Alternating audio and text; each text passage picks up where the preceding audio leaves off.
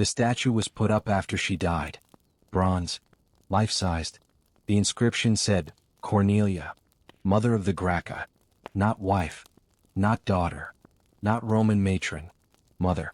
This is the word they chose. She would have found it accurate. And slightly wrong. 121 BC. Misenum. This is Roman Knights. We go back. We listen. We stay a while. 20 years earlier. She is alone in Misenum. The sea is outside. She has been alone before. She knows how this goes. BC 121.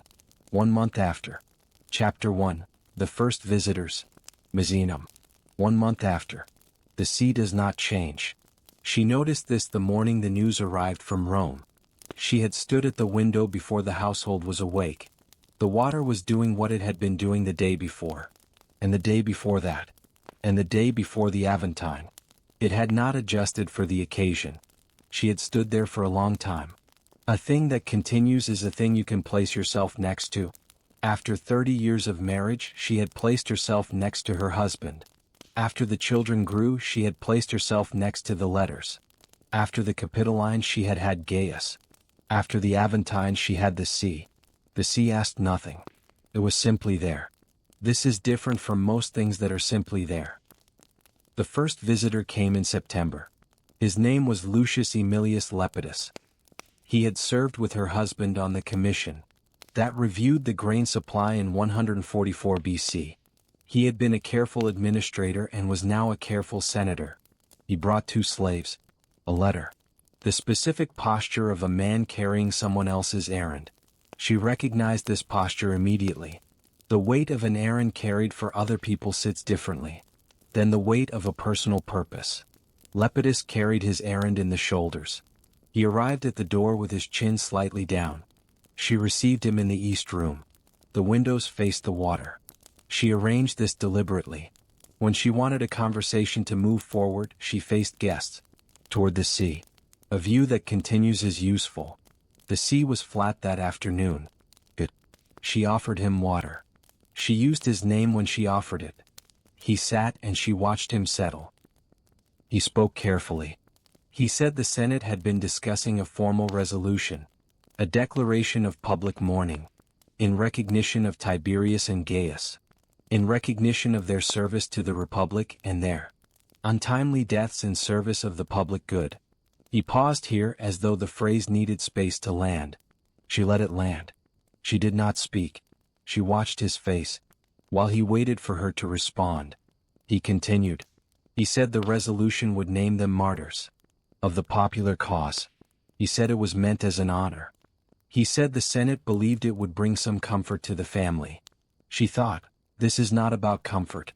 The Senate does not issue resolutions of comfort. The Senate issues resolutions of position.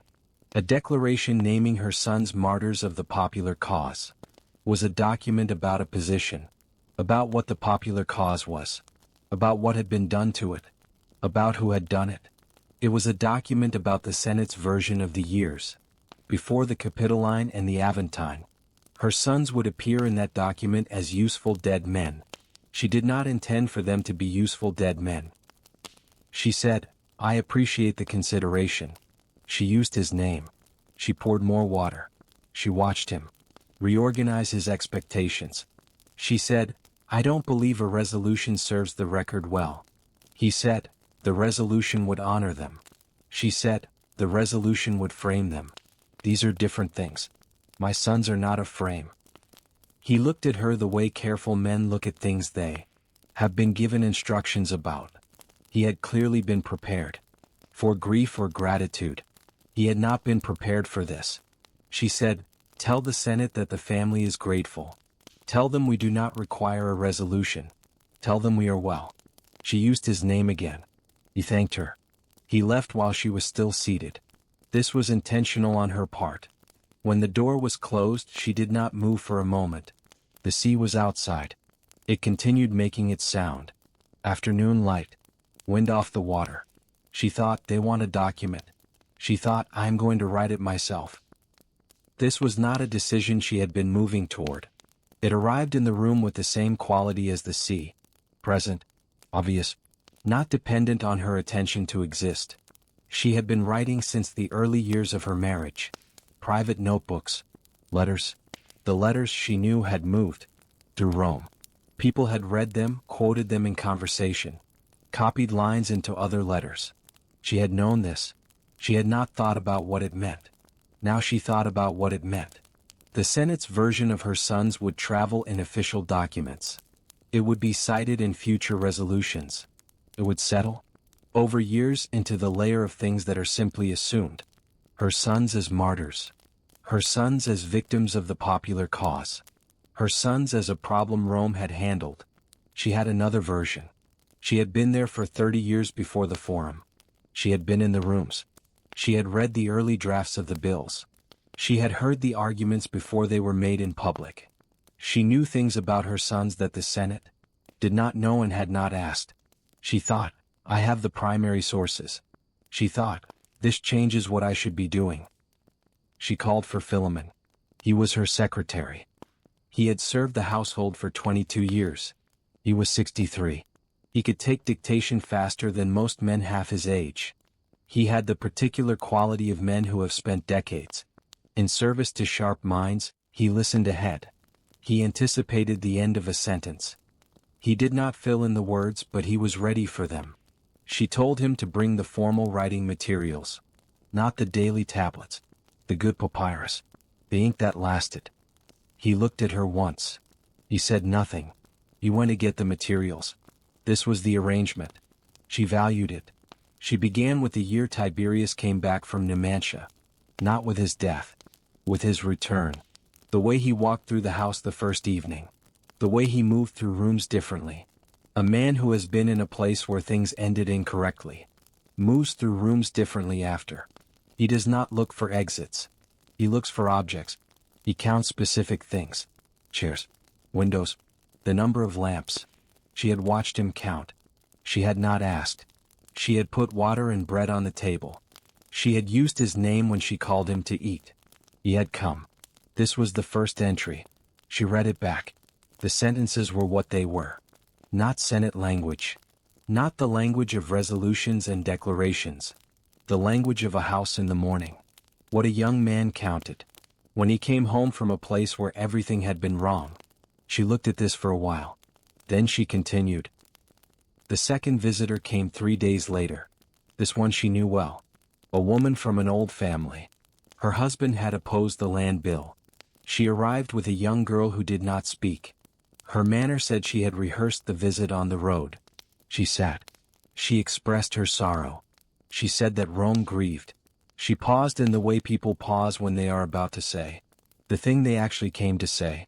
She said, of course what they attempted was too much, too fast. She said, Rome was not ready. Perhaps Rome could not have been ready. She said, one can admire the intention without the execution. Cornelia poured water. She used the woman's name. She said they were ready for Rome. Whether Rome was ready for them is a different question. She did not answer it directly. The woman left before she expected to. Cornelia sat for a moment after. Then she went back to the desk. She picked up the pen. She continued the first entry. This was what she had. This was what she was going to use. By evening she had 3 pages. She read them in the lamplight. The water was dark outside. The wind had come up. A gull somewhere. The sound of something being moved in the harbor below. She thought about what she was making. Not consolation. Not defense. Not a case for posterity. An account. The thing that was before it became what people said it was. She had primary sources. The accounts in her son's own hands. Their letters to her. The ones she had written back. The notebooks. The evening conversations that no one else had been in the room for. She thought, I have more material than anyone. She thought, this is a project. She thought, I should begin at the beginning and not stop. She blew out the lamp. She had begun. Chapter 2, What She Refuses. The young man came in October. His name was Gaius Servilius. He was 31. He had served 1 year in the army. 2 years as a quaestor in Sicily.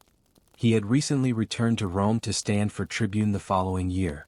He had been told by several people that a visit to Misenum was essential. He arrived with a letter from a senator she respected. The letter said he was serious and honest and worth hearing. She had read the letter twice. The letter was accurate about him. He was serious. He was honest. He was absolutely worth hearing. None of this meant she would give him what he had come for. He made his case directly. She appreciated this. Men who came for favors usually approached from an angle. They spoke about the weather, the journey, the beauty of the bay. They spoke about what they admired. They built the environment and placed their request inside it, hoping the environment would carry some of its quality into the thing they were asking for. Servilius did not do this. He said, I intend to stand for tribune. He said, I intend to revive the land commission. He said, the law Tiberius Gracchus passed is still on the books. The commission exists. It has not been officially dissolved. What has happened is that the senators who hold the land have made the commission's work impossible. He said, I want to make it possible again. He said, I would like your support. She said, what kind of support? He said, a letter. Your endorsement of the purpose. She thought, here it is. This was the thing she had seen coming since September. Not this man specifically. The shape of the thing. The Gracchi were useful now in a way they had not been useful while alive. While alive they had been a problem. A disruption. A threat to the order of things that powerful men preferred to call tradition. Dead they were cleaner. Dead men can be made to stand for positions. They cannot argue with the position you assign them. They cannot correct the record. Servilius was not cynical. This was important to understand. He genuinely believed in the land commission. He genuinely believed in the legal argument. He genuinely believed a letter from Cornelia would help him. All of this was true, and none of it changed what the letter would be. The Senate had dissolved the land commission in 129. This was 8 years before the Aventine. 2 men from the commission had been serving when it was ended. Both were removed on procedural grounds that satisfied the law, without naming what was actually being done. Tiberius had not been there to see it. He had been dead. For 4 years by that point. Gaius had been there. She had watched Gaius read the announcement. He had read it standing in the atrium. He had set it down. He had gone to the window and stood there for a moment. Then he had said, they waited for us to be done. She had said, yes. He had said, they were patient. She had said, they were very patient. He had gone back to work. This was Gaius. He went back to work. She looked at Servilius. She said, I understand the purpose. He said, then you understand why the endorsement matters. He said, your name is the Gracchi. I'm not speaking of reputation. I'm speaking of historical continuity. A letter from you to the tribunes, to the people, saying that this work continues. That it is legitimate. That the cause does not die with the men. She said, my sons are not a cause. He looked at her. He had not expected this. She saw him recalibrate. He said, I did not mean to reduce them. She said, I know. That is not what I said. She said, my sons were men who worked from specific numbers, specific fields, a specific weight of grain, a specific price and a specific family budget for a specific household in Etruria. This is different from a cause. A cause is general. What Tiberius had was a count. She said, what you have is a cause. She said, a cause needs a symbol. A letter from me would be a symbol. A symbol is useful. I'm not available to be useful in that way. He said, you would be advancing the actual work, not the symbol. She said, a letter with my name on it becomes a symbol the moment it leaves this house. What you believe it says, and what it says in the forum are different documents. I have no control over the document it becomes. This was the part she had learned from the Senate's resolution. She controlled what she wrote here in this room with this lamp. She did not control what happened to it after. Therefore she would not write things she did not control. He tried again. He said, many people worked for years on what your sons began. They are still working. They have no name for what they are doing. Your endorsement gives them a name. She said, Tiberius and Gaius had names. It did not keep them alive. He said, that is not what I meant. She said, I know. She said, find your own name. Do the counting. Walk the fields. Commission the survey. Find out what the actual number is now. After 4 years of the commission being stopped. Find out which holdings have expanded and by how much and in whose name. Bring those numbers to the forum. She said, you do not need my letter. You need the numbers. My sons could tell you this. She used his name when she said it. He sat with this for a moment. He said, I had hoped for more. She said, I know. She poured him more water. She used his name again. He left before dark. The road back to Rome was long. She stood at the window after. The bay at dusk. The light off the water going flat. The fishing boats coming in. The smell of the water at this hour. Cold iron and salt. She thought about what she had said. She had told him to find the numbers. This was true. She had told him that her sons were not a cause. This was also true. But the thing she had not said was simpler. The thing she had not said was, I am writing it. I am writing the version that has the numbers and the fields. The household budgets. The morning in Etruria. When a woman came out of her house without being asked. I am writing the document that does not need a symbol. Because it has the specifics. She did not tell him this. She went back to the desk. She picked up the pen. The third entry was about the land commission itself. Not the law. The room where the commission met. She had been in that room twice in the first year. A room in the forum with a window that faced north. The wrong direction for morning light. The surveyors had to bring their own lamps in winter. Tiberius had found this irritating. He had mentioned it once to her in passing. He had said, the room is cold and dark in the morning. It is not designed for people who work with numbers. It is designed for people who make speeches. She had said, then use the morning for numbers and the afternoon for speeches. He had said, that is what we do. She had said, then stop complaining about the room. He had smiled. He had gone back to the commission. She wrote this. She wrote, the room was north-facing. Cold in winter. He complained about this once. Not as complaint. As observation. He noticed the design of rooms. He noticed when a space was built for a different purpose than the one you were using it for. This is useful to know about a person. He built things designed for their actual purpose. The grain depots were designed for grain. The roads were designed for people walking. He never forgot what a thing was for. She read this back. It was accurate. She continued. Chapter 3, the Senate's version. The letter came from a scholar in Rome. His name was Marcus Terentius. She did not know him well. She had met him twice at dinner. In the years when she still went to dinners in Rome. He was a careful reader and a precise writer. He had studied in Athens. He had translated 3 works of Greek history into Latin, and the translations were considered accurate. He wrote that he was working on a history of the tribunate. He wrote that he had been commissioned to write it. He wrote that he had been given access to the Senate's records. He wrote this as a courtesy.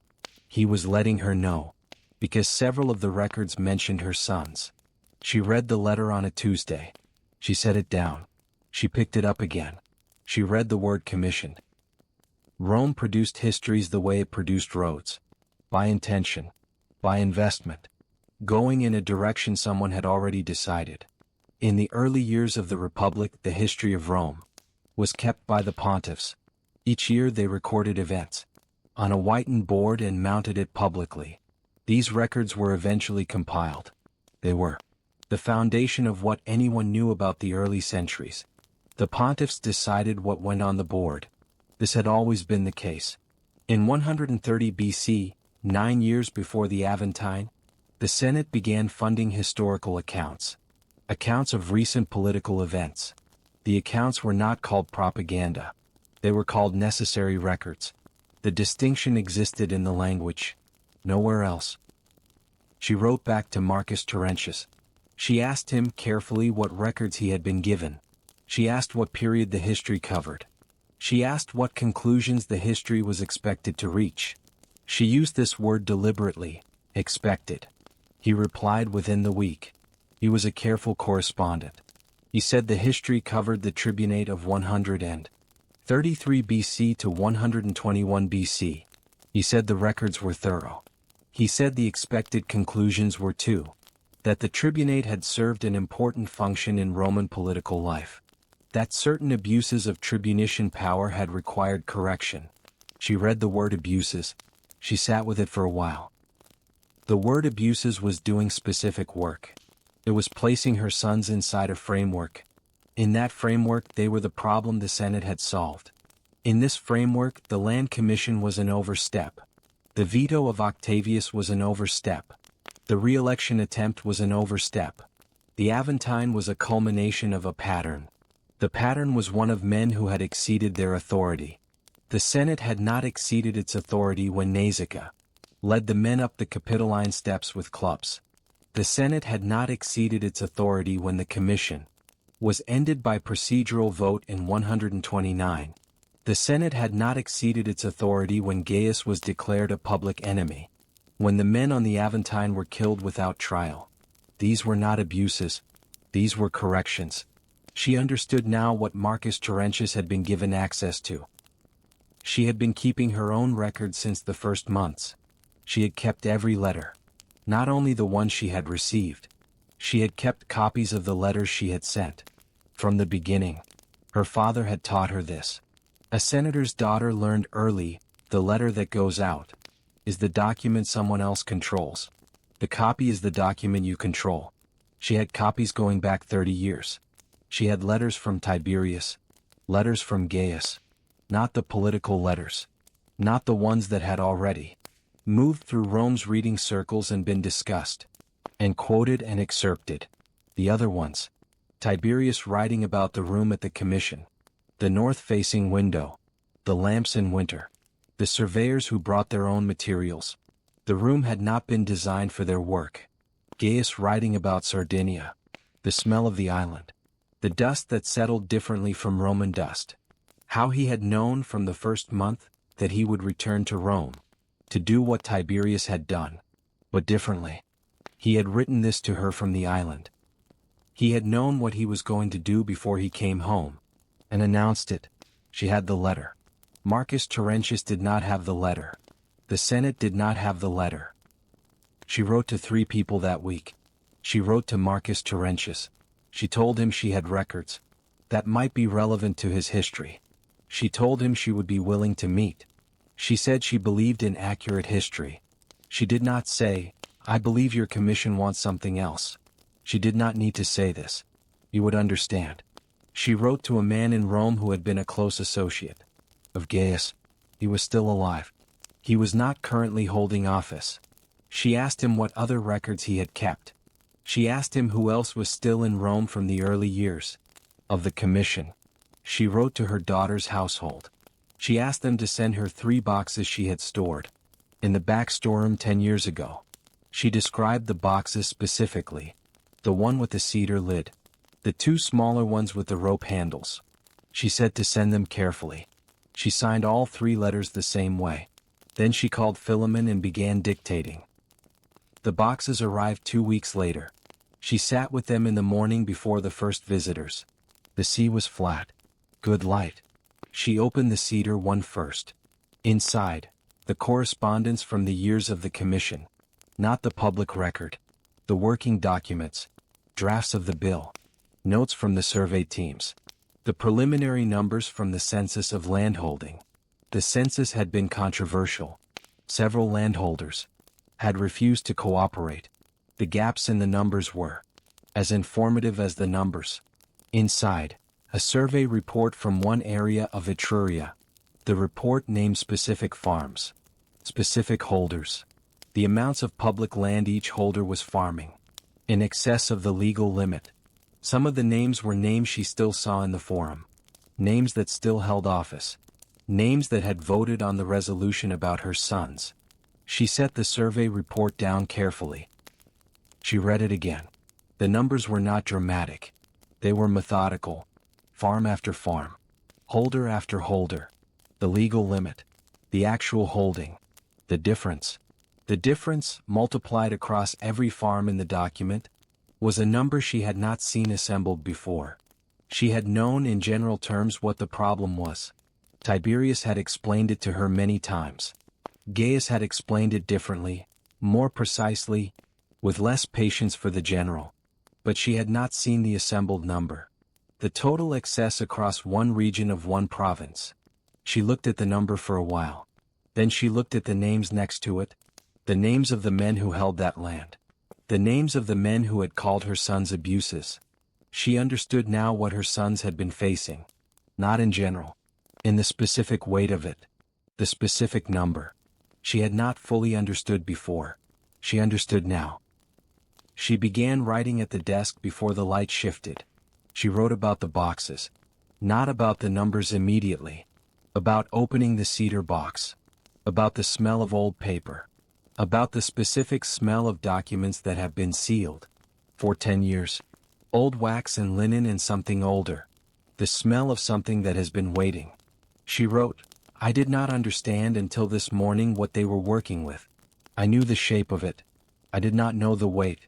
She wrote, the survey from the western farms. The names. The numbers. The difference. She wrote, Tiberius used to say the number was simple. He was right that it was simple. He was wrong that it was obvious. A simple thing is not necessarily visible. You have to put the pieces in the right order. He had put them in order. He had known what the total was. He had walked into the forum with the number in his head. He had assumed that anyone he showed it to would see what he had seen. When he had first assembled it. She wrote, this was the gap. Not between what he wanted and what he got. Between what he saw and what they were able to see. She wrote, I should have found a way to make this visible earlier. I did not. I am writing it now. She read this back. She did not change the last sentence. Marcus Terentius came to Misenum in December. He was professional. He was genuinely interested in accuracy. She believed this. He had spent his life translating Greek history into Latin. He knew what gets lost between a source and a text. He knew that distance well. He knew the distance existed. He tried to minimize it. The commission he had been given would not allow him to go as far as he would have preferred. She could see this. She did not say it. She showed him 3 documents. Not the survey. Not yet. She showed him 2 letters and a working draft. The 2 letters were from Tiberius. They were the letters about the room. The north window. The lamps. She watched him read. He read carefully. He read the way trained readers read. When they encounter a source they did not know existed. With a specific kind of attention that is also a kind of hunger. He said, I did not know these existed. She said, there are more. He looked at her. She said, the records the Senate has are the official records. They are accurate in the way that official records are accurate. They record what was decided. They record the votes. They record the formal statements. They do not record what the room looked like in winter. They do not record what a man was thinking the morning before he walked into the forum. She said, I have those records. He said, may I see them? She said, some of them. She said, we will need to discuss the terms. She showed him out in the late afternoon. The sun was low over the water. The bay was going gold. She stood at the door for a moment. She thought about what she had done. She had not given him the survey. She had not given him the numbers. She had given him enough to know there was more. This was deliberate. Marcus Terentius would go back to Rome. He would think about the letters he had read. He would think about what she had said about the official records. He would think about what the terms meant. And his commission would have a problem. The problem was that she had sources they did not have. The problem was that she was writing a more complete version. He would know this. He was a professional. The problem was that she was not in a hurry. She had all winter. She went back to the desk. The lamp was already burning. Philemon had lit it. He knew her schedule by now. She picked up the pen. She wrote about the numbers. She had been putting this off. She was ready now. Chapter 4. The Scholar's Offer. Marcus Terentius came back in January. He had spent the intervening month in Rome. He had reviewed what he had seen at Misenum. He had apparently done this carefully because he arrived with specific questions in a specific order, written on a tablet. She respected the tablet. A man who writes his questions down before a meeting knows that conversations move. The things you meant to ask disappear if you do not anchor them first. She had taught her sons this. Tiberius had used the practice immediately. Gaius had resisted it for years and then used it more than anyone. She offered Marcus Terentius water and a seat facing the sea. She looked at his list. He had 7 questions. The first 3 were about dates. She could answer those. The 4th was about the composition of the land commission. She could answer that. She had documents that answered it, more precisely than he would expect. The 5th was about the specific legal argument Tiberius had used for the removal of Octavius. She could answer that too. She had been in the room the night Tiberius worked through the argument with Scaevola. She had not been invited. She had been present anyway. The 6th question was the one she had been waiting for. He said, I would like to use the letters in the history directly, as sources, with attribution. She said, I understand. He said, they would strengthen the account considerably. Letters from Tiberius written before the tribunate. Letters showing what he understood about the situation before he acted. These are exactly the kind of primary sources that lift a history. She said, I know what they would do. That is not what I asked. He looked at her. She said, what I asked was what your commission allows. He was quiet for a moment. She had learned to read the specific quality of a careful man's silence. Some silences mean the person is preparing to say something. They have not yet finished thinking. Some silences mean the person is deciding how much to say. These were different. His was the second kind. She waited. He said, the commission has certain expectations for the history. She said, I know. You told me that certain abuses had required correction. He said, yes. She said, if you use the letters will complicate that conclusion. He said they might. She said they will not complicate it. They will contradict it. A letter from Tiberius written 3 months before the tribunate explains the census numbers and the legal argument. That contradicts the framing of excess. He said nothing. She said, can your commission publish a history that contradicts its own expected conclusions? He said, that is a complicated question. She said, the answer is no, which means you cannot use the letters, which means the offer you came to make is not possible in the form you intended. He did not argue with this. She appreciated that. A man who argues with an accurate statement is a man you stop trusting. He did not argue. He sat with it for a moment. Then he said, there may be a way to structure the attribution that gives the letters weight without directly contradicting. She said, that would be a different thing from using them accurately. He said, yes. She said, I will not give you the letters for a use that misrepresents them. That is the term you asked about in December. That is the term. He said, I understand. She said, I think you came here knowing this might be the answer. He looked at her. Then he said, I hoped it would not be. She poured him more water. She used his name. She said, here is what I can offer you. I can tell you what I know in conversation without attribution. Background. Context that helps you understand the period. Without placing sources in your text that will create problems. He said, that is useful. She said, I will also be writing my own account. Not a history of the tribunate. An account of 2 people. My sons before they were what Rome called them. He said, will you publish it? She said, I have not decided. I will write it first. He said, would you consider sharing it when it is done? She thought about this. She said, when it is finished I will read it. If it says what I think it says, I will consider who should read it. That is the most I can offer. He said, that is more than I expected. She said, I know. He stayed through the afternoon. They talked about the period. She gave him what she had offered. Background. The texture of the years before the tribunate. What Rome looked like from inside a house that was paying attention. What it looked like from a house that had access to the actual numbers. She told him about the grain prices in the years before. About the census that had been resisted. About how public land was absorbed into private holdings. Without technically violating the letter of the law. She did not give him the survey. She did not give him the letters. She gave him the shape of the thing. He took notes in his precise hand. She watched him take notes. She thought, this is what historians do. They take the shape of the thing and make it fit a text that someone has already commissioned. The shape survives.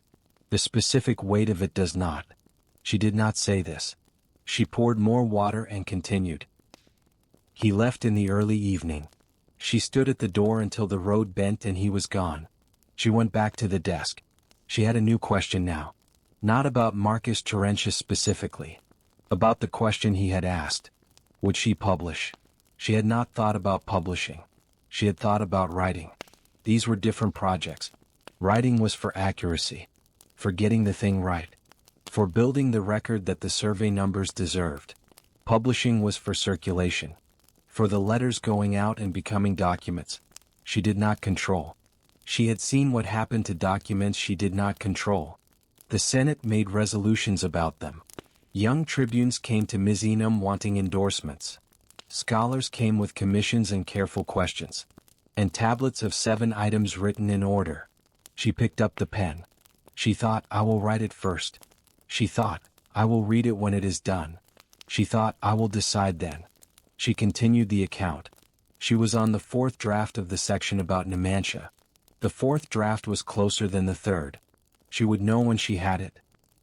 Outside the bay went dark. The lights of the fishing boats. The water going from gray to black. The sound of the harbor. Rope against wood. The creak of something settling. She wrote until the lamp needed oil. She filled it herself. She went on. Chapter 5. What she keeps, what she burns. She began in February. The 3 boxes were open on the table. The cedar one, the 2 with rope handles. She had arranged the contents into piles the day before. Now she sat with them in the morning light and began. The lamp was not necessary yet. The winter light off the water was enough. Clean and flat. Good for reading. She had learned this from her father. He had done his best reading in winter. He said the summer light was too interested in itself. She began with the oldest documents. The papers from the commission. She had the original survey documents. 3 sets. The first set from the initial census in 133. The second from the revised survey. Conducted 6 months later. The third from the final count. After the commission's first year of operation. She laid them side by side. The numbers changed across the 3 sets. Not dramatically. Carefully. The way numbers change. When the people doing the measuring have learned what they are measuring. In the first set, the surveyors had taken the landholder's own declarations as the primary source. This was the standard practice. You asked the holder what they held. They told you. You wrote it down. The problem with this method was the gap between what the holders said they held and what they actually held. The gap was not random. It ran consistently in one direction. The holders declared less than they held. Every time. By varying amounts. Consistently. Tiberius had noticed this in the first month. He had gone back to the commission rooms with the original survey. And a map. He had laid the map over the declarations. He had found the gaps by walking the fields himself in some cases. In others by cross-referencing with the census records from 40 years before. She had this map. The one with Tiberius's own notations in the margins. His handwriting, which was precise and small and left-leaning. The way it leaned when he was writing quickly. When he had something he needed to get down before it moved. She held the map for a moment. Then she put it in the keep pile. The letters came next. She had divided these already roughly into categories. Official correspondence. Personal letters. Working letters. The working letters were the ones she valued most. Working letters are written in the moment of the work. Not after, when the shape of events is already settled. In the moment when you are still inside the question. And the question has not yet resolved. In those letters you can see the actual thinking. The path of it. She read through the working letters slowly. Most of them she had read before. Many times. Reading a thing again in the context of building the account was different. Different from reading it in the years immediately after. You see different things. The things that were too close before have had time to settle to a distance. Now they can be seen as parts of a whole. She was reading them now for their place in the account. Which letter belonged in which section? Which letter showed something that could not be shown another way? She worked through the morning. In the middle of the second cedar box she found the letter. From Decimus Naevius. She had forgotten she had kept it. She sat with it for a moment before she read it. The outside of the letter. The seal which she had already broken in the year she received it. The seal of a man who was now a senior magistrate in Rome. A man who still served in the Senate. A man who had, 3 days before the Aventine, written to Gaius promising the support of 30 men. Men who could be positioned at specific points around the hill. Men who could, if the situation deteriorated, serve as a visible sign of senatorial support for the tribune. Men who had not appeared. She read the letter. 30 men. 3 specific positions. A specific time of arrival. Dawn on the day of the vote. The language was careful. The language of a politician who knew how to make a promise. One that would not technically bind him if circumstances changed. But it was a promise. She held the letter. She thought about what the letter was. In her own account, it was evidence that Gaius had not been alone. That he had believed, on the morning of the Aventine, that he had support he turned out not to have. That the failure of the Aventine was not only a position collapsing under pressure. It was also the collapse of commitments that had been made. This was important to the record. It was also useless. Publishing the letter would destroy Naevius. He had children. A wife from a family she knew. His son had served with Gaius in Sardinia. His son was now a decent man as far as she knew. Not present at anything his father had promised. But destroying Naevius was not what she was writing the account for. She was writing the account to show what her sons had been, and what they had been working with. The letter showed what Gaius had been working with. It did not show Gaius's ability or his purpose or his method. It showed a man who had relied on a promise. The kind of promise Romans made in the week before a vote, when it was not yet clear which side would need favors. This did not belong in the account she was building. She did not say she had forgiven Naevius. Forgiveness was not the structure she was working with. The structure was, what does the account need? What does the account need to say what it needs to say? The letter from Naevius was not part of that. She folded it. She took it to the brazier. The coals were banked from the night before. She added a piece of wood. She waited for the wood to catch. She held the letter over the flame. It took longer than she expected. The paper was thick. It had been sealed for 4 years. The wax at the edge caught first. Then the corner. Then the whole thing. She held it until it was too small to hold. She let the last piece go. She watched it. Then she went back to the desk. There were other things to consider in the remaining boxes. She worked through the afternoon. She found the draft of the speech Gaius had given. The day of the second reading of the grain law. Not the official version. The draft. The draft had 3 paragraphs crossed out. She could still read the crossed-out text. He had crossed them out because they were too direct. Because the thing he actually wanted to say was something the forum was not yet ready to hear. She read the crossed-out paragraphs. She read them twice. Then she put them in the keep pile. She wrote a note on a small piece of papyrus. She set it on top of the draft, the 3 deleted sections. Why they were deleted. This is the gap between what he meant and what he said. This is where you see the room he was trying to work in. She set it down. She moved to the next document. By the time the light changed, she had been through 2 boxes. She had 3 piles. The first pile was for the account. Documents that showed the specific texture of the work. The map with the notations.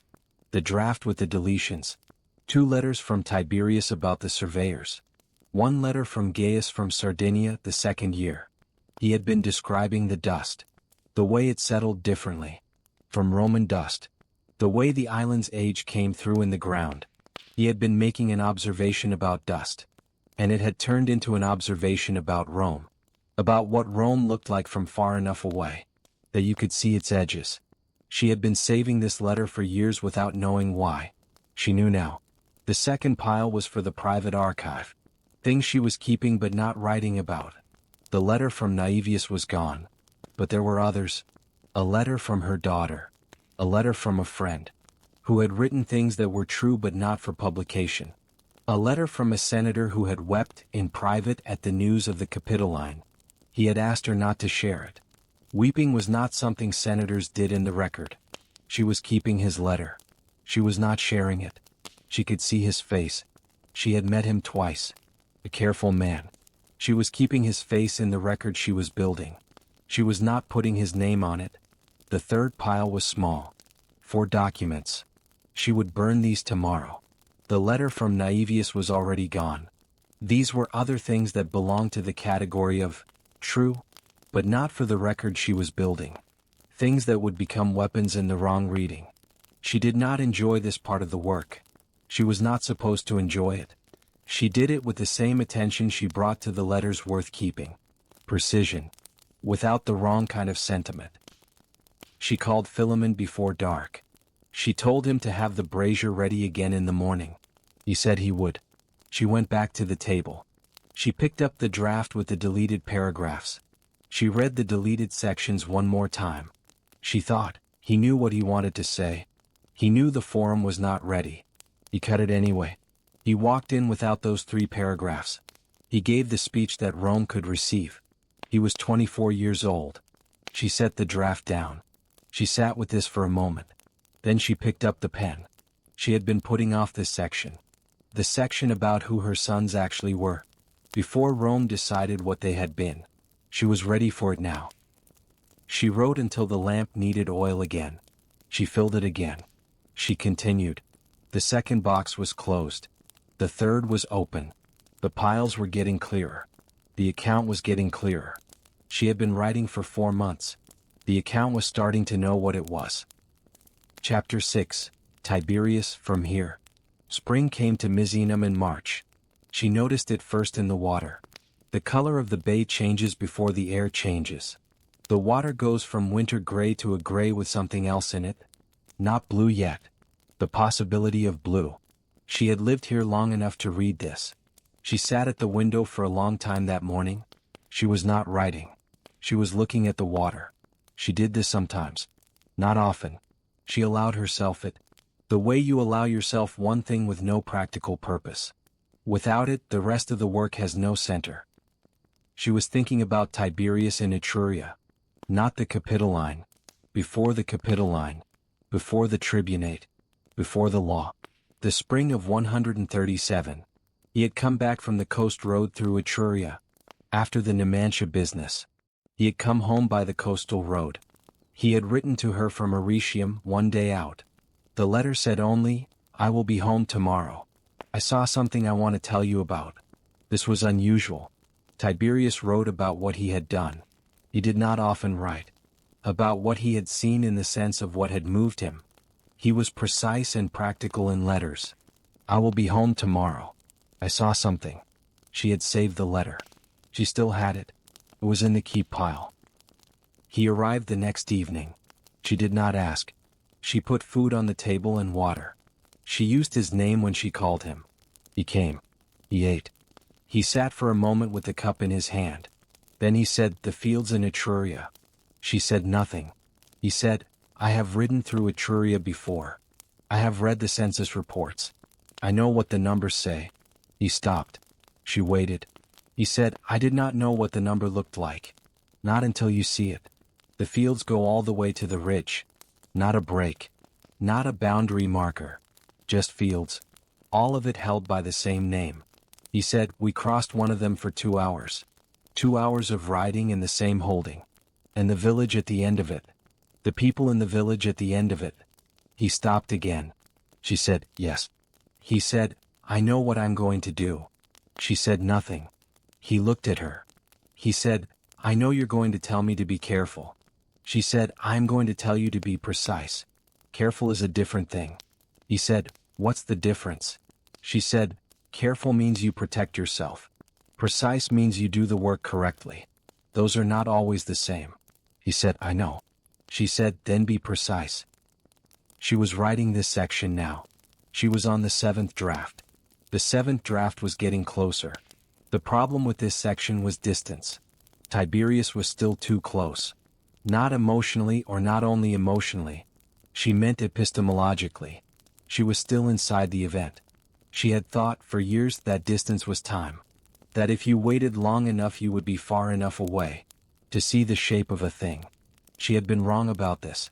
Distance was not time. Distance was clarity. Some things you could achieve clarity about quickly. The census numbers.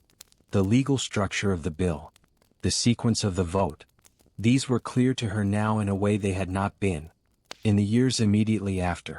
But the conversation at the table, the night he came back from Etruria, that was not clearer. Was the same.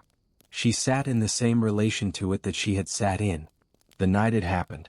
She was not sure this would change. She thought about this for a while. She thought, some things you write from a distance, and some things you write from inside. And the account needs both. The numbers needed the distance, the tax records, the survey, the vote count. These benefited from the years between. She could see the pattern now that she could not see, while she was watching the individual pieces arrive. The table needed the inside, the cup, the water, his name, the way he said, I know what I'm going to do. If she waited until she had distance from the table, she would be waiting until after the account was done. Maybe until after she was done. She was going to write from inside. She was going to write, I do not fully understand this yet. I am writing it anyway. She picked up the pen. She wrote. The night he came back from Etruria. The fields he had ridden through for 2 hours. The village at the end. She wrote, I said be precise. Not careful. He said he knew. I do not know if he knew the difference the way I meant it. I think he did. I think he learned the difference later. By the 2nd year of the commission he understood. Being precise sometimes meant exposing yourself to exactly the thing you had tried to avoid. She wrote, I do not know if I taught him this. I think I was the person he wanted to have already known it. So that when he learned it himself, it was a confirmation of something, not a discovery. She looked at this. She did not change it. She put the pen down. She looked at the water. The bay was going toward afternoon. The light was different now than it had been this morning. The possibility of blue was becoming blue. She sat. She thought, I had him for 21 years before the forum. 21 years is a long time. It is also not a long time. It is long enough to know what someone is and not long enough to say what they would have become. She sat with this for a moment. Then she picked up the pen. She went back to the account. She was on the section about the second survey. The one Tiberius had conducted himself. The one where he walked the fields. She wrote about the walking. Chapter 7. The New Man. He arrived without announcement. This was the first thing. Most people who came to Misenum wrote ahead. They sent a letter. They asked if they might call. They arranged a time and a day and appeared at the arranged time. This was the Roman practice. There was also a form of positioning. Writing ahead gave the visitor control of the frame. You are expected. You are welcome. You are a person of standing. He sent no letter. He appeared at the gate on a Tuesday in autumn. He had come from the coast road. He had 3 men with him. Not many for a man of his reputation. He told the gate slave his name. The slave came to her. He said, there is a man at the gate. He said, Gaius Marius. She was at the desk. She had been writing since before dawn. She was in the middle of the section about the 3rd year of the commission. She put the pen down. She said, bring him water. I will be there in a moment. Gaius Marius in 114 BC was 43 years old. He was not a large man, but he occupied space differently from men who were larger. This was a quality she had observed in a few people over the course of her life. The space they occupied was not proportional to their size. It was proportional to what they were prepared to do. He had been praetor in 115. He had governed further Spain with efficiency and without scandal. He had served as a military tribune under Scipio Africanus at Numantia before his quaestorship. He had a reputation among soldiers as a man who ate the same food as his men, slept in the same conditions, did not ask for exceptions. This was unusual. It was also, she understood, tactical. A general who shares discomfort with his soldiers creates a specific kind of loyalty. The loyalty is not gratitude. It is recognition. He is like us. He knows what this costs. This is different from being liked. She had observed this quality in Gaius. Her son had built the grain depots by walking the routes himself. He had measured the road widths by counting his own steps. He had not done this to be loved. He had done it to be accurate. The man at her door had done something similar. For similar reasons. She could see this. It interested her. He sat in the East Room. She had not offered him the East Room specifically. She had asked Philemon to bring him to the reception room. He had ended up in the East Room. She did not know how this happened. Philemon did not know. He had simply gone where he went. The East Room had the windows facing the water. This was the room she used for conversations she intended to take seriously. She came in. He stood. She said, "You came without writing." He said, "I was not sure you would agree to a visit. If I wrote ahead." She said, "Why not?" He said, "People have been coming here for 3 years. With requests. I did not want to arrive as a request." She said, "What did you want to arrive as?" He said, "A question."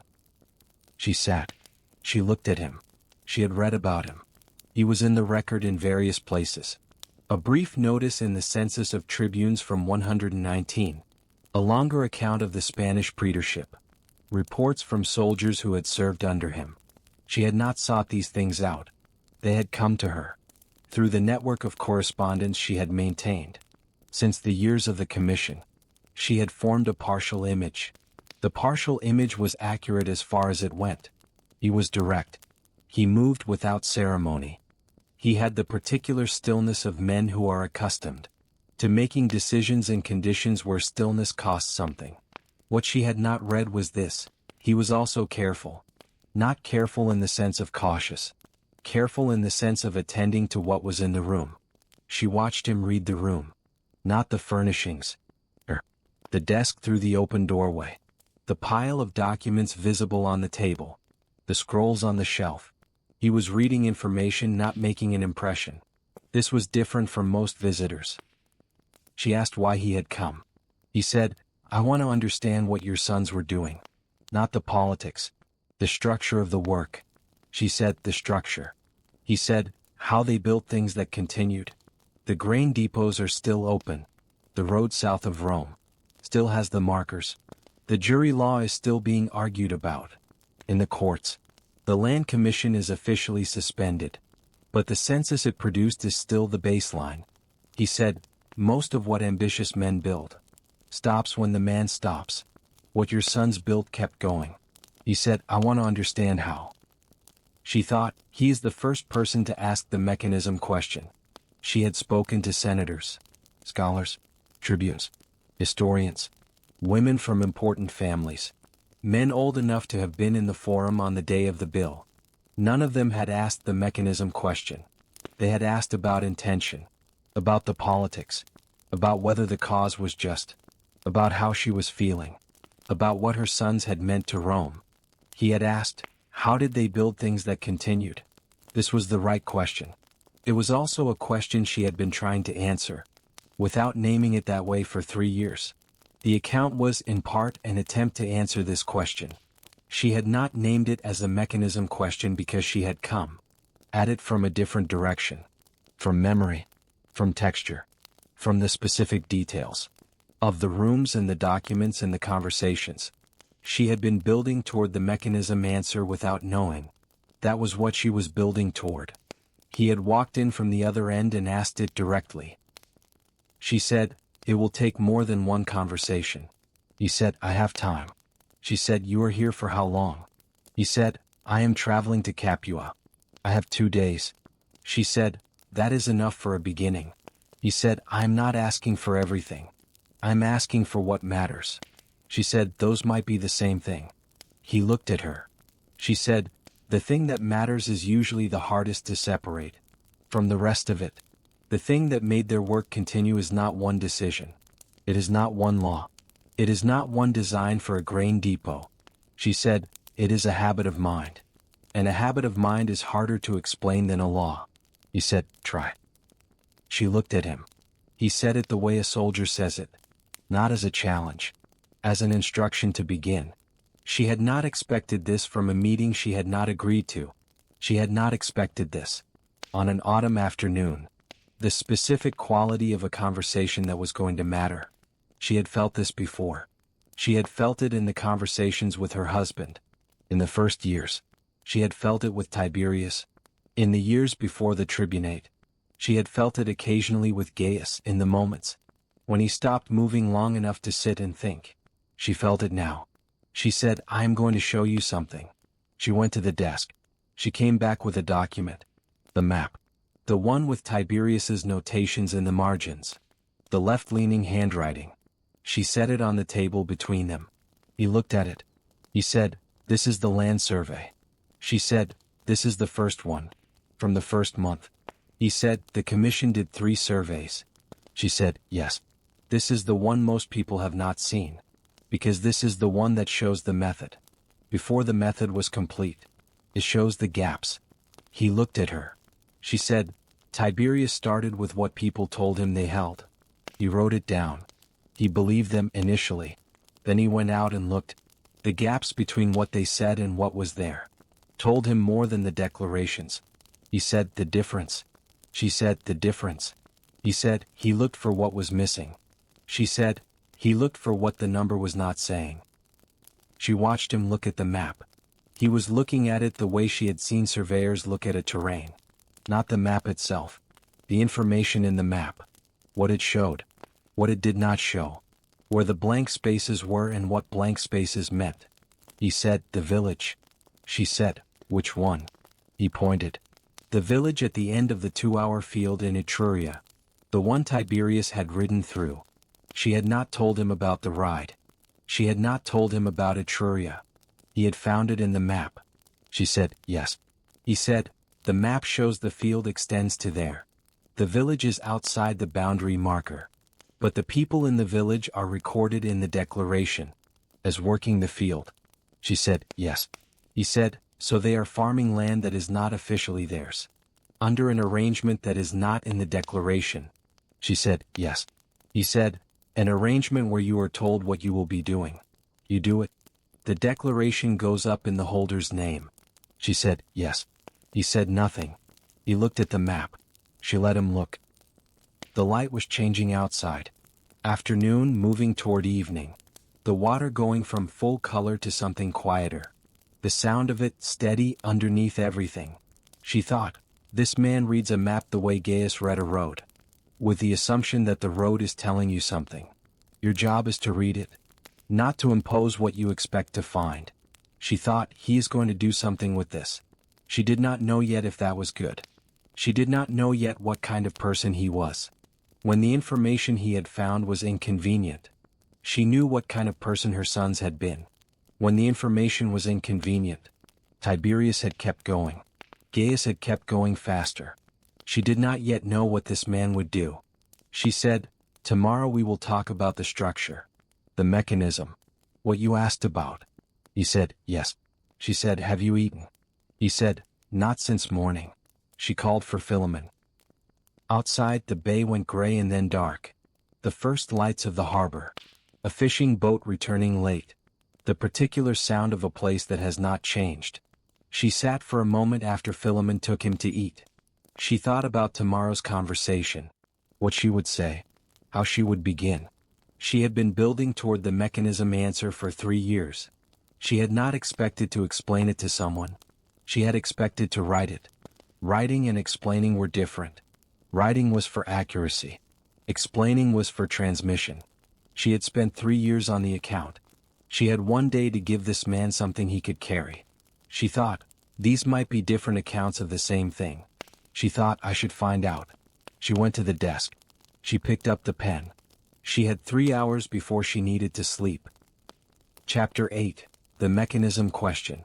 The second morning. The bay before sunrise. The color of water that has not decided yet. Gray and then something that is not gray. Cold coming off the surface. Salt. The first birds. She was already at the desk when he came in from the courtyard. He had been awake before dawn. She could tell. The particular alertness of a man who has been lying in the dark for some time before getting up. She knew this alertness. Her sons had had it. In the period before important days. She set the pen down. She called for water. He sat across from her at the table. She had cleared the writing materials to one side. The map was still there. And one other document. She had put it out the night before after he went to eat. She had thought about what to put there. She had put out the draft of the speech. The one with the deleted paragraphs. He looked at it. He said, "May I?" She said, "Yes." He read it in the way he had looked at the map. Not reading the argument of the speech. Reading the shape of it. Where it went and where it did not go. Where it reached for something and then pulled back. Where it said one thing in the crossed out line. Said something else. He said, "These are the parts he cut." She said, "Yes." He said, "Why?" She said, "Because the forum was not ready for them." He read the crossed out sections. He said, "This paragraph." He pointed to the first deleted section. He said, "This says the problem is structural. Not the men who hold the land. The system that makes holding the land rational." She said, "Yes." He said, "That is not what the bill said." She said, "The bill addressed the land. The speech would have addressed the system." He decided the forum could receive the first and not the second. He was right. He said, "What would have happened if he had said it?" She said, "The bill would not have passed." He said, "Why?" She said, "Because if the problem is structural, the solution is also structural. And a structural solution implicates not just the landholders. It implicates the institutions that allow the landholding, which implicates the Senate, not as individuals with too much land, as a body that has organized itself to protect excess." He sat with this. She said, "Tiberius understood this. He decided to address the land. He decided the system could wait. He was not wrong about the land." He said, "But the system did not wait." She said, "The system is still operating."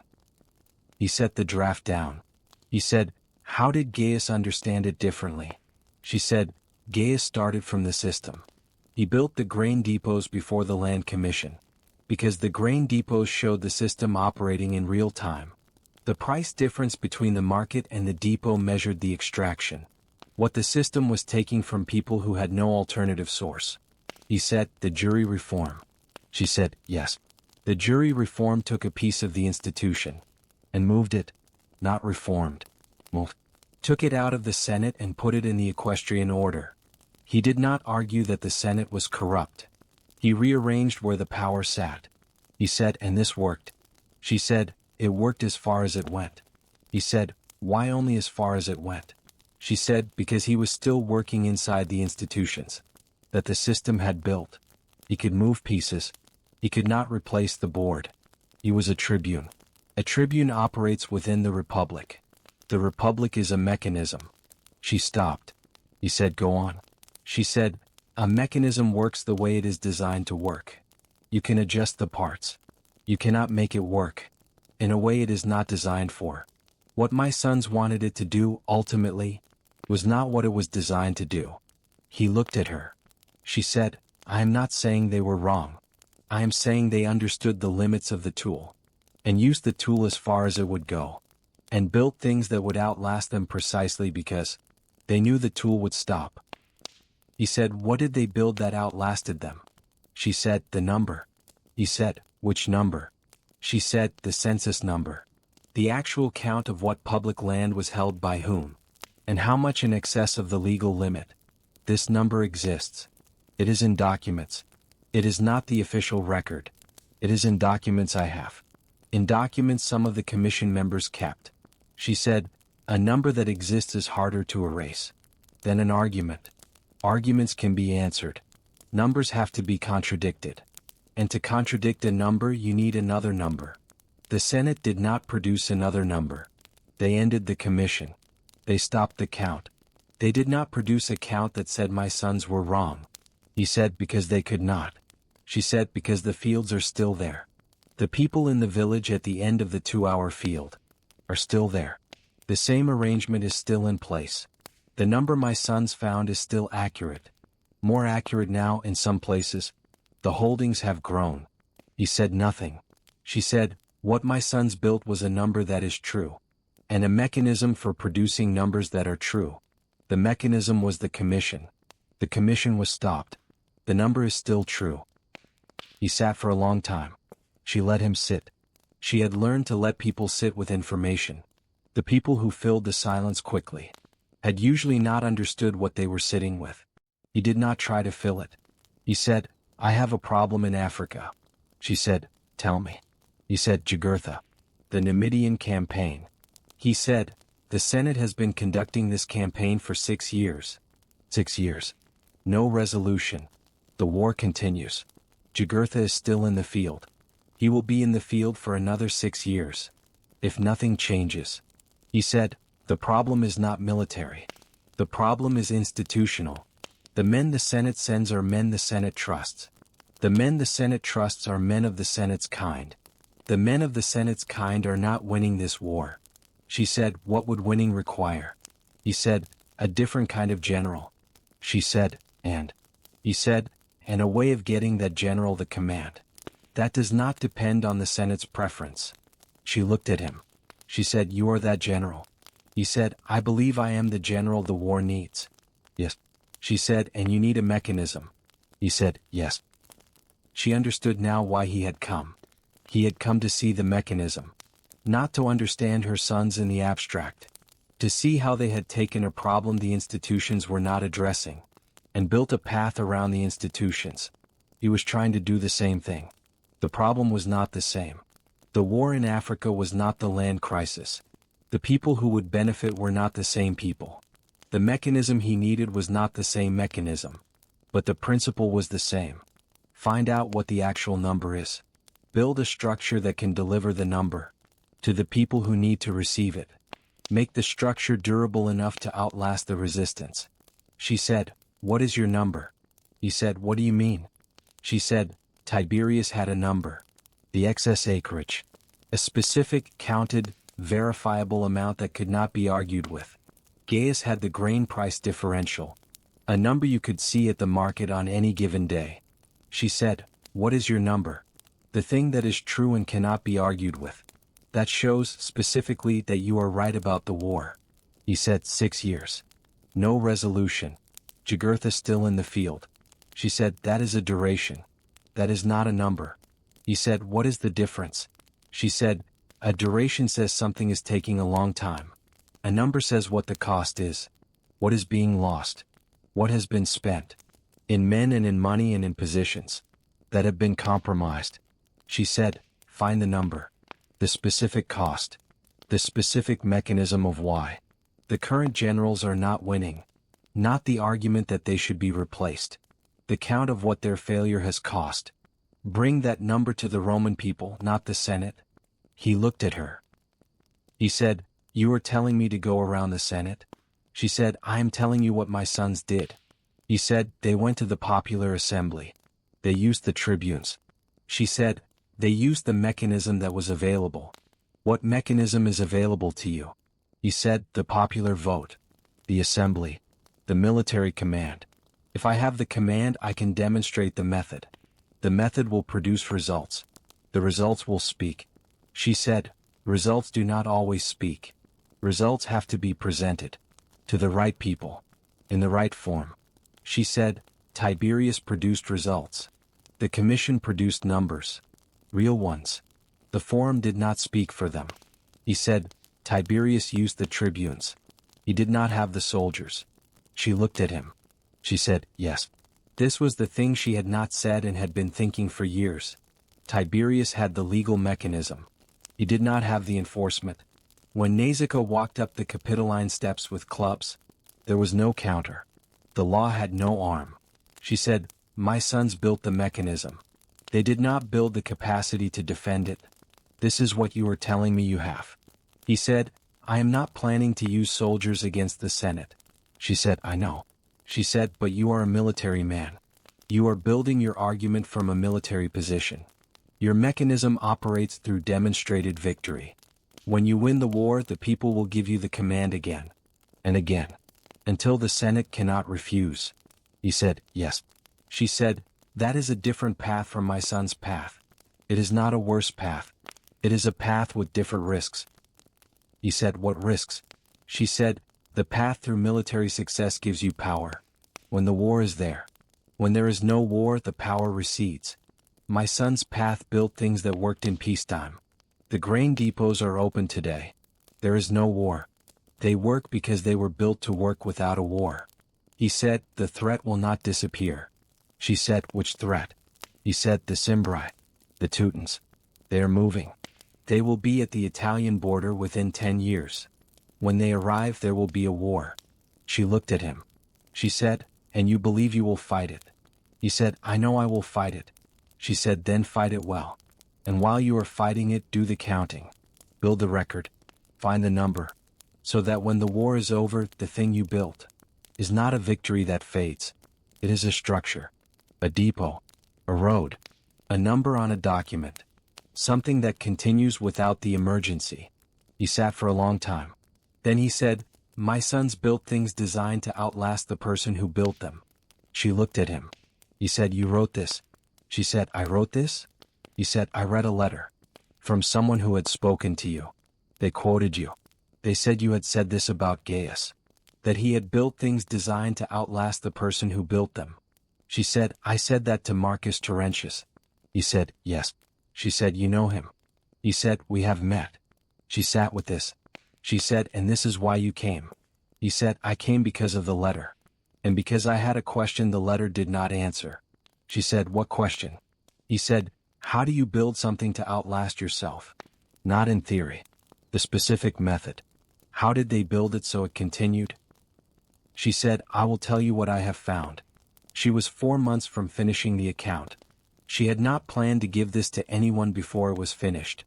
But the account was, in part, an attempt to answer the mechanism question. She had been writing it for 3 years. In the last 4 months she had arrived at something close to an answer. She could give him a partial answer. The partial answer was this. They built for the person who came after them. Not an abstract successor. Not the Republic. Not Rome. A person. The surveyor who would come after and find the number already counted. The grain buyer who would come after and find the depot already built. The tribune who would come after and find the legal precedent already in the record. They built for the next person who had the same problem. She said, they did not build for posterity. They built for the next person who would need the thing they had made. She said, the grain depots were built for the family that could not afford the market price today. But they were built with enough capacity for the year after. And the year after that. Gaius calculated this. He had the numbers for 10 years of grain prices. He built for 10 years forward, not for today. He said, he knew he would not be there. She said, he knew it was possible he would not be there. He built it to work without him. He said, how did he know how to do that? She said, he counted. He looked at what he was building and asked, what does this need to run without me? What is the weakest point? Where is the piece that only works because I am here? And then he tried to replace that piece with something structural. A rule. A price. A weight and measure. Something that anyone could verify without understanding the whole system. She said, the price of grain at the depot. Anyone could read it. Anyone could compare it to the market. Anyone could see if it was wrong. He did not need to be there for someone to know if it was wrong. He said, you have been writing this. She said, I have been writing toward it. He said, is it finished? She said, not yet. He said, I would like to read it when it is. She said, that depends on what you do with the war. He looked at her. She said, I am not placing conditions. I'm saying that when the war is done, come back. Tell me what you built. Whether it continued. And I will tell you if the account is finished. He said, that may be 10 years. She said, I have the time. She looked at him. She said, do you understand what you came for? He said, I think so. She said, tell me. He said, find the number. Build the structure for the next person. Build the weakest point out of the system. Make it verifiable without me. She said, yes. She said, and? He sat. He said, I do not know the and yet. She said, you will. She said, come back when the war is done. We will find out what the and is. They talked through the morning. She did not give him the account. She gave him what she could give. In the time available. The map. The draft with the deleted paragraphs. 3 letters. The ones about the commission rooms. The north window. The lamps. She gave him the letters because they showed the method. Before the method was named. A man attending to the room he was working in. noticing what was wrong with the design, adjusting for it without waiting for someone to fix the design. He took the letters. He looked at them for a long time. He said, "He was not what the record says." She said, "What does the record say?" He said, "The record says a man with ideas that were too radical, that exceeded his authority." She said, "The record says what the Senate wrote." He said, "Yes." She said, "He was a man who had been to Numantia, who came home by way of Etruria, who saw a village at the end of a 2-hour field, who thought, this is wrong. I know what wrong means. I am going to find the exact number by which it is wrong." She said, "That is not radical. That is a surveyor's mind, with a tribune's authority." He said nothing. She looked at him. She thought, he understands.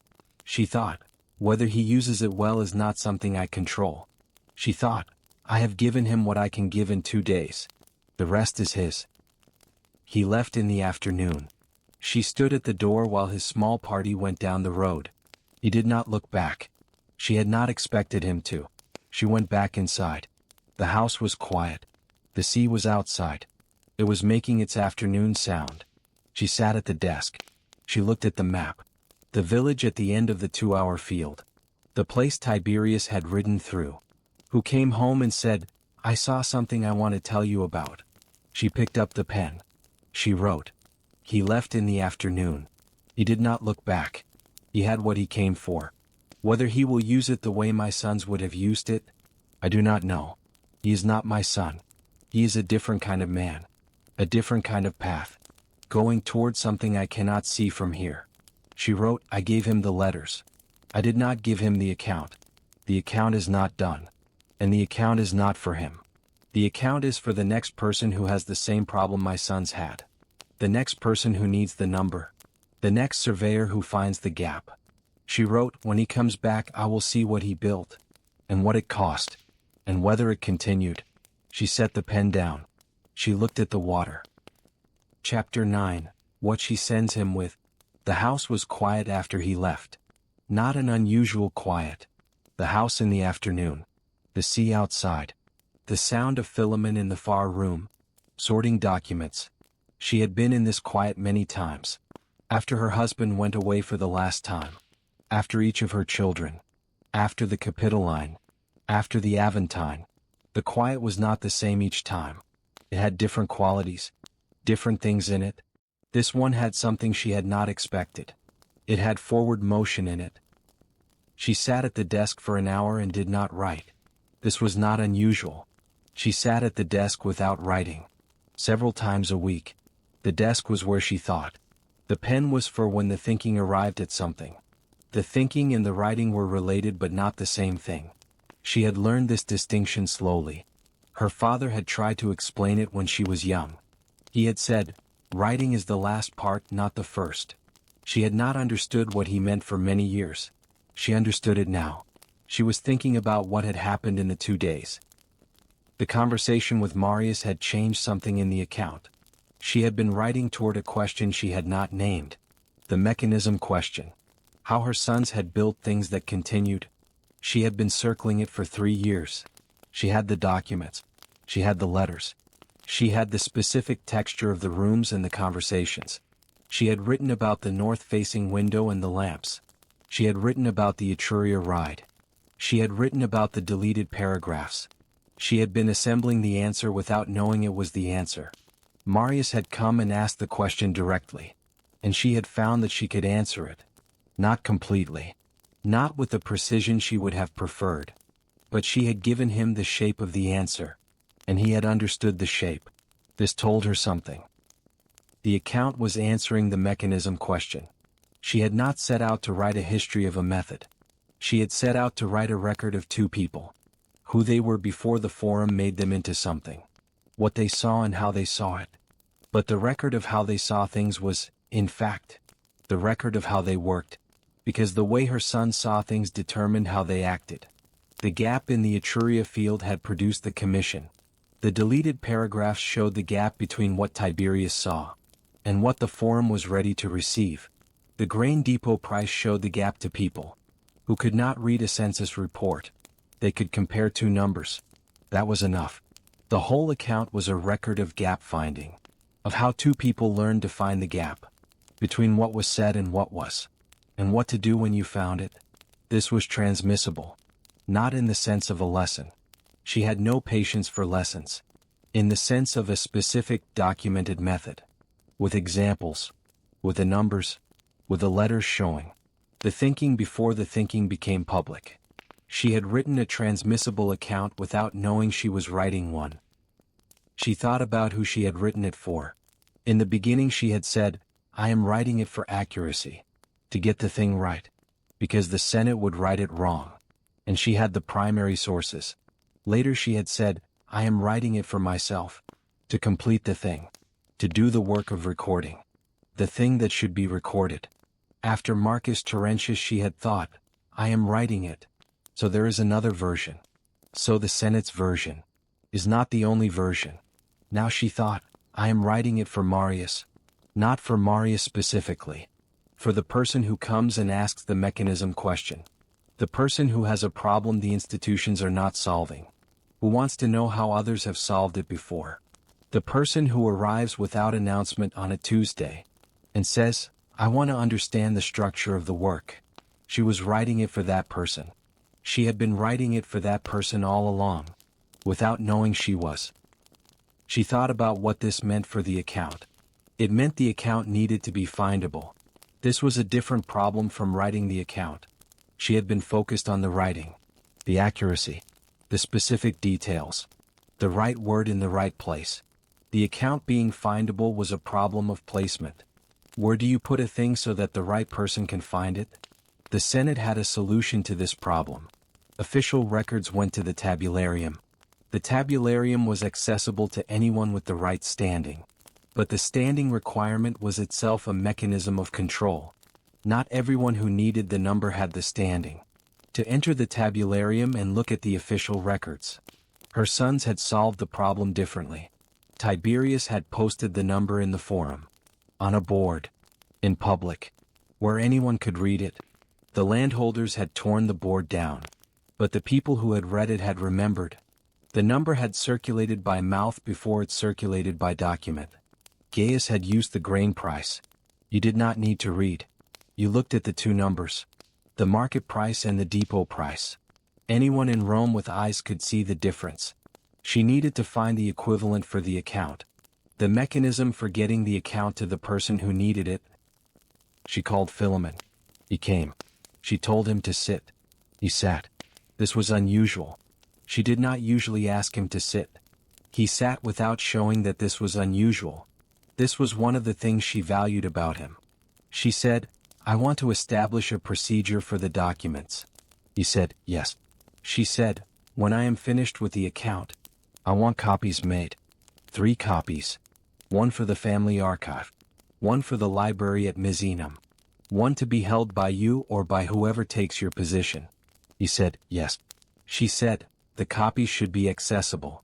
Not in a locked case. In the open shelves. With a title that says what they are. Not a political title. A plain one. The Record of the Land Commission. 133 to 121.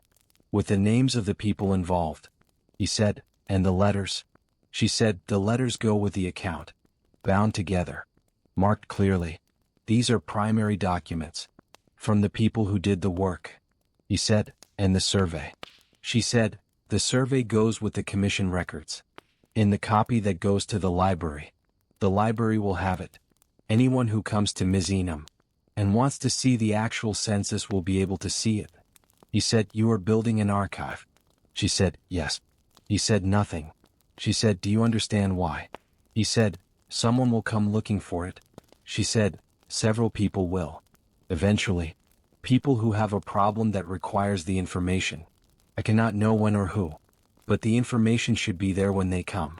He said, and if they come when you are not here. She said, that is when it matters most. He left to begin organizing the materials. She sat for a moment. She thought about what she had just done. She had built the archive the way Gaius had built the grain depot. Not for today. For the year after. And the year after that. For the person who came when she was not there. And needed the number. She had done this, she realized, by following the method she had been writing about. She had been writing about the method and then she had used it. She did not know if this was coincidence or consequence. She thought it was probably both. She wrote a letter to Marius. He was traveling to Capua. She did not know his exact route. She sent the letter to Rome, care of the Metellin household, where he had connections. The letter was short. She said, "The copies will be ready in spring." She said, "The library at Misenum will hold a set." She said, "If you send a reliable person, I will give them access." She said, "Find the number. Build the weakest point out. Make it verifiable without you." She said, "When the war is done, come back. Tell me what you built and what it cost." She signed it. She sealed it. She gave it to the household slave who handled correspondence. She said, "Rome. The Metellin household. Do not give it to a messenger who asks what it is." The slave said, "Yes." She went back to the desk. She was in the last section of the account. The section about the end. She had been putting this off for 6 months. Not the political end. She was not writing about the Capitoline, or the Aventine in the way historians wrote about them. She was not writing the Senate's version, and she was not writing the popular tribune's version. She was writing what it was like to be the person who had been in the rooms before any of it happened, who had seen her sons before they were what Rome called them. The last section was the hardest to write because it required the inside distance she had been building toward, the ability to be inside the moment, and far enough away to see what the moment was a part of. She had been inside the events for 20 years. She had written herself toward the outside. She thought she was close enough now. She began the last section. She wrote about Tiberius coming home from Numantia. The evening. The table. The water. His name. The way she had said, "Be precise, not careful." The way he had said, "What is the difference?" The way she had explained it. She wrote this the way she had written it in the 7th draft. And then the 8th draft. And then the 9th. The 9th was the one she had been working toward. It said what she needed it to say. She read it back. It was not the Senate's version. It was not the young tribune's version. It was the version that had been in the room. She said, "Yes." She continued. She wrote about the morning Gaius had come home from the Aventine. Not what happened after. The morning itself. The sound of the city. The quality of the light. The specific smell of the hill before the day started. She wrote about who was with her. Her daughter's household. 2 women she had known for years. The household staff. Philemon, who had been younger then, who had stood at the door without saying anything. She wrote about how she had known, before anyone told her, what the morning meant. Not from news. From the quality of the silence. A city that has done something it will not recover from quickly. Goes quiet in a specific way. It was the same silence she had heard. The morning after the Capitoline. She had recognized it the second time. She wrote, "I knew from the silence that it was over." Not him. That is not the word for it. It was the specific project. The road. The grain law. The jury reform. The structural version of the problem. That was over. She wrote, "I did not know yet what would come next. I did not know there would be a Marius. I did not know there would be someone who came and asked the mechanism question. I knew only that it was over for now, and that it is never only over. There is always a next person with the same problem. I did not know this then as clearly as I know it now. I am writing it now so that the next person can find it when they come looking." She set the pen down. Outside, the afternoon had gone to evening. The bay was going dark. The first harbor lights. She read back the last paragraph. She did not change it. She said, "This is the account. Not finished, but close." She went to find Philemon. She told him she needed new papyrus in the morning. She was going to write the final section. He said, "Yes." She went to bed early. She lay in the dark and listened to the sea. It was still making its sound. It would be making it in the morning. She would be at the desk when the light was still flat off the water. She would write the final section. She would finish. Chapter 10, The Record She Left. Winter came early to Misenum that year. The bay went gray before November. The fishing boats stayed in longer. The mornings were cold and flat and good for reading. She had been at the desk since before dawn. This was the morning she had been building toward. For 3 years and 4 months. The final section. The last draft. She had the papyrus Philemon had brought the night before. She had the lamp. She had the pen. She had everything she needed. She began. She wrote about Gaius at 4 years old. Standing at the edge of the garden in the dark. She had come out to find him. She had asked, "What are you looking at?" He had said, "The fields." She had not corrected him. She had looked in the same direction. Oh, the Palatine beyond it. The sky above that. No fields. She had stood beside him and looked at the thing she could not see. She wrote, "I still cannot see what he was looking at. He was 4 years old.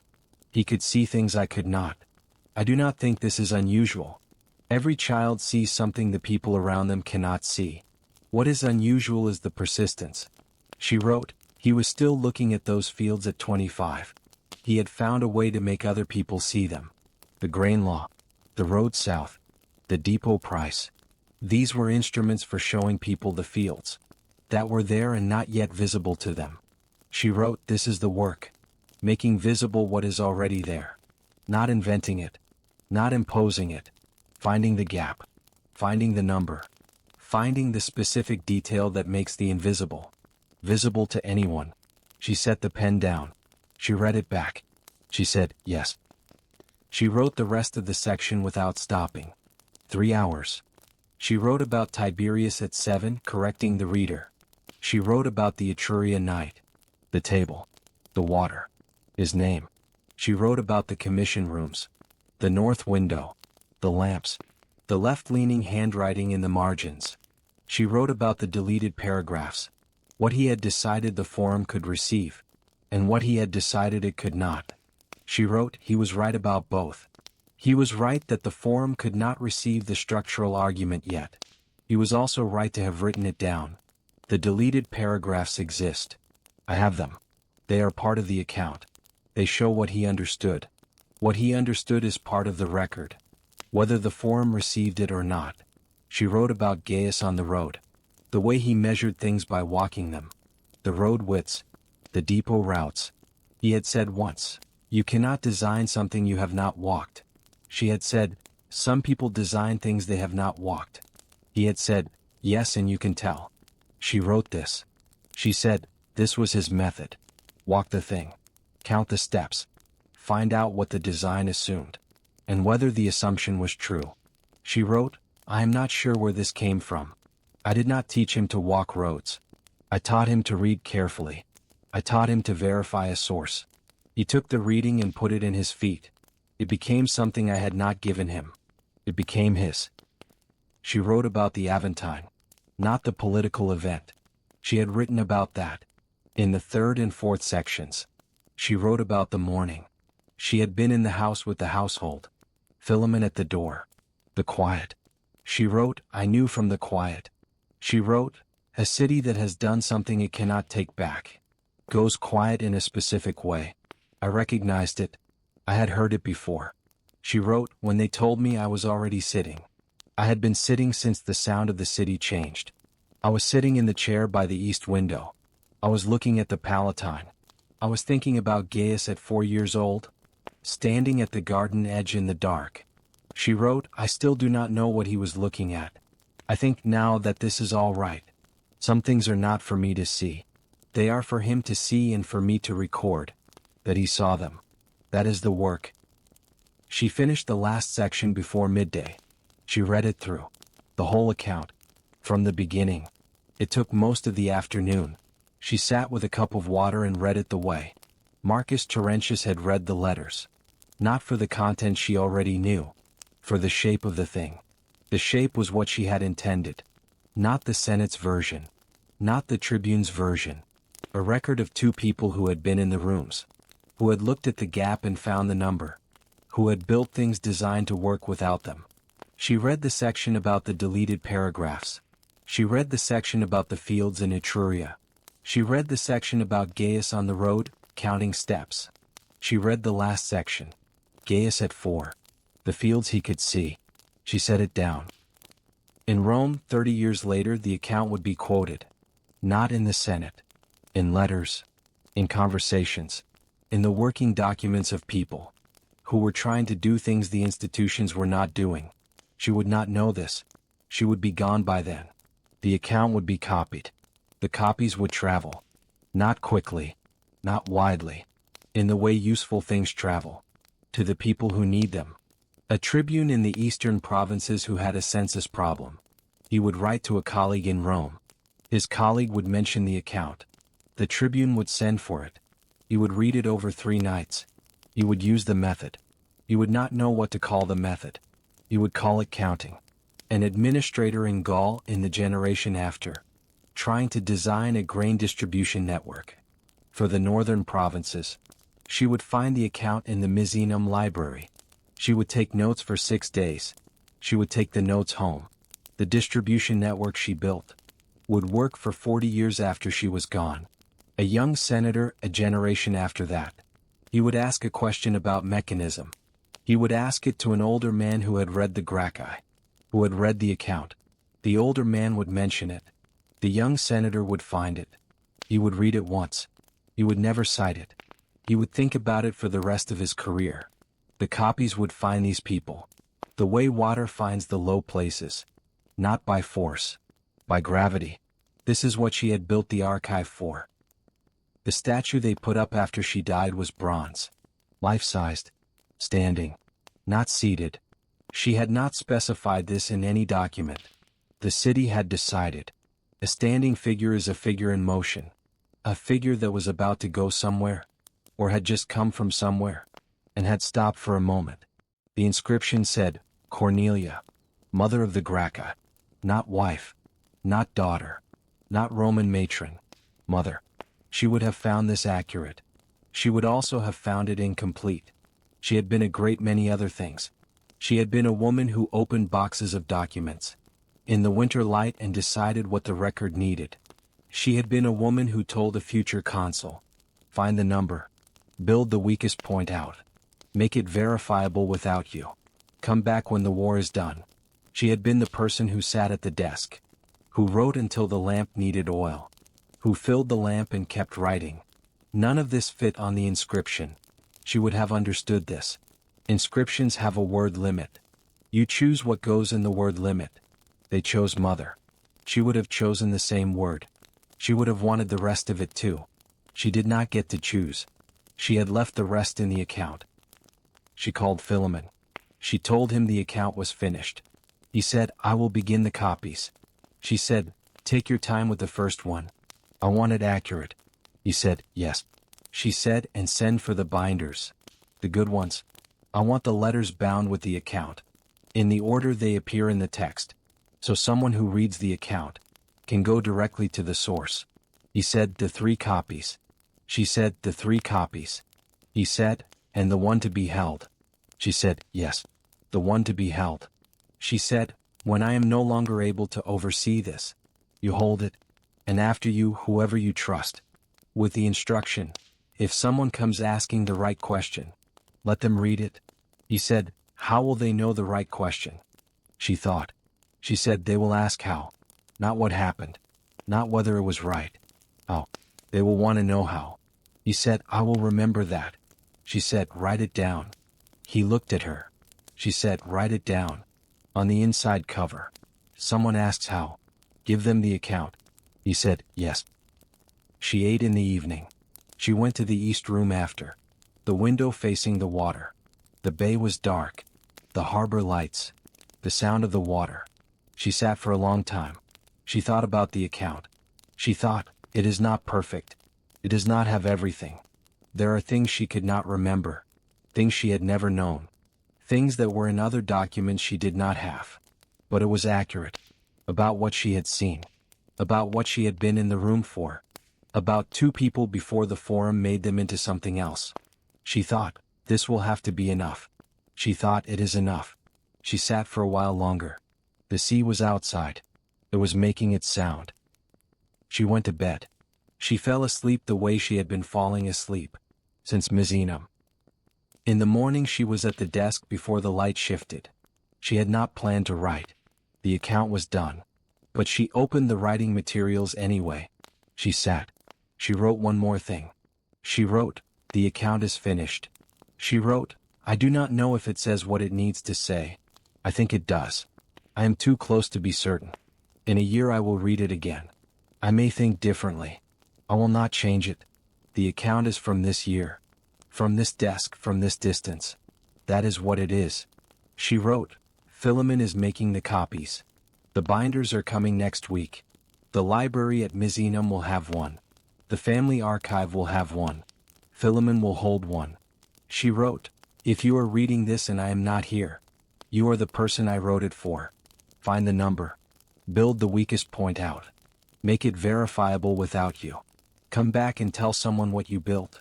Write it down." She read this. She said, "Yes." She set the pen down. She went to find Philemon. She told him the copies could start today. He said, "Yes." She went back to the east room. The bay in the morning. The water going from gray to something else. The possibility of blue becoming blue. She stood at the window for a while. She thought, "I have done what I could with what I had." This is the standard she had held her sons to. It is the standard she holds herself to. It is enough. It is what she has. She went to the desk. She began the letters she had been meaning to write. Quickly. Completely.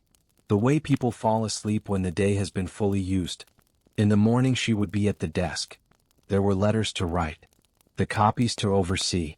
A question from the scholar in Rome she had been meaning to answer. The survey from the western farms she had not finished annotating. She would be at the desk. The sea would be outside. It would be making its sound. Writer's note. I do not read Cornelia as a grieving mother. I watch her open a box of documents in the morning light. I watch her choose what stays and what burns. I watch her receive a man she has never met. I watch her give him the shape of an answer. She has been building for 3 years. She does not explain herself. She builds a thing designed to outlast her. And then she goes to sleep. This is the method she taught. This is the method she used. I have been watching her use it while she wrote about using it. I'm not sure she knew she was doing this. I think she did. Next time, the forum. The crowd already gathering. A new man. The word consul not yet attached to his name, but moving toward it.